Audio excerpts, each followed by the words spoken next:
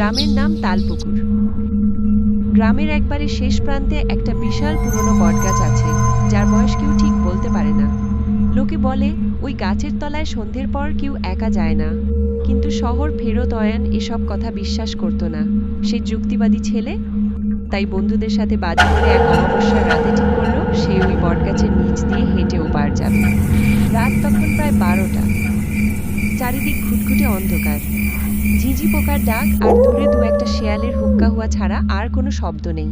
Ayan torch হাতে নিয়ে বড় রাস্তার দিকে এগোচ্ছিল।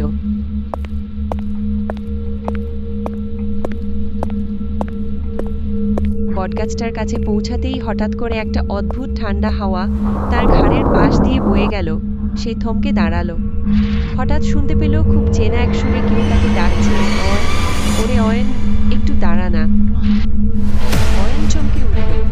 গলাটা ঠিক তার ঠাকুমার মতো, যিনি গত বছর মারা গেছেন। সে ভাবল এটা মনের ভুল, কিন্তু আবার সেই ডাক এবার আরো কাছ থেকে। টর্চের আলোটা গাছের ওপরে ফেলতেই তার রক্ত হিম হয়ে গেল। দেখল গাছের একটা ডাল থেকে পা ঝুলিয়ে সাদা ধপধপে কাপড়ে ঢাকা একটা অবয়ব বসে আছে। তার মুখ দেখা যাচ্ছে না, শুধু লম্বা লম্বা নখওয়ালা হাত দুটো দিয়ে সে ডালটা ধরে আছে।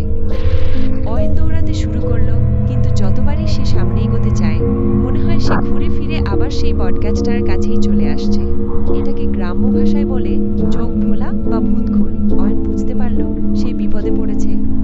হঠাৎ তার মনে পড়ল ছোটবেলায় শোনা কথা, ভূতে ধরলে ইষ্টনাম জপ করতে হয় অথবা উল্টো দিকে ফিরে তাকাতে হয়। সে চোখ বন্ধ করে জোরে জোরে চিৎকার করে বলতে শুরু করলো, আমি ভয় পাই না, আমি ভয় পাই না। কিছুক্ষণ পর এক তীক্ষ্ণ অট্টহাসি বাতাসে মিলিয়ে গেল। অয়ন চোখ খুলে দেখল সে তার নিজের বাড়ির সদর দরজার সামনে দাঁড়িয়ে আছে, তার সারা শরীর ঘামে ভেজা। পরের দিন সকালে গ্রামের লোকজন দেখল সেই বটগাছের নিচে ধুলোয় অয়নের পায়ের ছাপগুলো অদ্ভুতভাবে পেছনের দিকে উল্টো হয়ে পড়ে আছে। পরদিন সকালে অয়নের সারা শরীরে প্রচণ্ড জ্বর এলো। সে প্রলাপ বকতে শুরু করলো, ঠাকুরমা ডাকছে, ওই গাছটা আমাকে ছাড়বে না। গ্রামের গুণী অবিনাশ কাকুকে খবর দেওয়া হলো। তিনি অয়নের বিছানার পাশে বসে কপালে হাত রেখে গম্ভীর হয়ে গেলেন। অবিনাশ কাকু, অয়ন শহর থেকে এসে নিয়ম মানেনি। ওই বটগাছটা শুধু একটা গাছ নয়, ওটা একটা সীমানা। যারা ওপারে যেতে চায় তাদের ওই গাছটা আটকে দেয়। অয়ন সুস্থ হওয়ার পর অবিনাশ কাকুর সাথে আবার সেই বটগাছের তলায় গেল। তাও এবার ভর দুপুরে।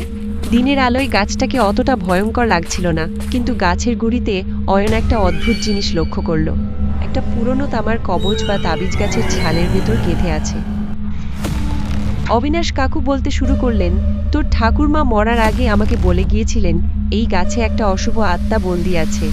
তিনি নিজের সাধনা দিয়ে ওটাকে আটকে রেখেছিলেন। তুই যেদিন ওখানে গেলি, তোর ঠাকুরমার আত্মা তোকে ভয় দেখাতে আসেনি, বরং তোকে ওই অশুভ ছায়াটা থেকে বাঁচাতে নিজের গলায় তোকে সাবধান করেছিলেন। অয়ন বুঝতে পারল সেই সাদা কাপড়ে ঢাকা অবয়বটা তার ঠাকুরমা ছিলেন না, সেটা ছিল সেই অশুভ আত্মা যে ঠাকুরমার গলা নকল করে তাকে কাছে টানছিল। আর ঠাকুরমাই হয়তো শেষ মুহূর্তে তাকে চোখ ভোলা থেকে মুক্ত করে বাড়ির দোরগোড়ায় পৌঁছে দিয়েছিলেন। অয়ন পকেট থেকে একটা ছোট গঙ্গা জলের ঘটি বের করে গাছের গোড়ায় ঢেলে দিল। হঠাৎ একটা দীর্ঘশ্বাস বাতাসে মিলিয়ে গেল, যেন কেউ মুক্তি পেল। অয়ন আর কোনোদিন ভূতে বিশ্বাস না করলেও সেই বটগাছের পাশ দিয়ে যাওয়ার সময় আজও তার ঘাড়ের কাছটা শিরশির করে ওঠে। সে জানে বিজ্ঞানের বাইরেও এমন কিছু আছে যা ব্যাখ্যা করা যায় না।